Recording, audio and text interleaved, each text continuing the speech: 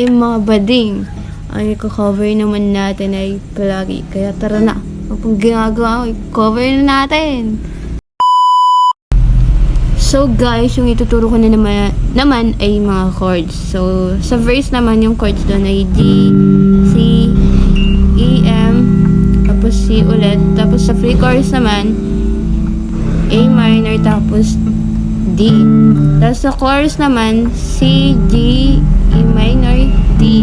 Tapos kasama na yung A minor, tapos D. A minor, ganun, tapos D. Kasama na din yan. Parang parang ulit-ulit lang yan. Parang magkano. Pero kaya nyo na yan itugtog guys. Nagtitiwala na lang sa inyo. Kaya tara na. Kaya itry nyo na, diba? Wala naman mali mag-try. Kaya let's go na. Hindi man na ay mali. Okay, good. Hindi man na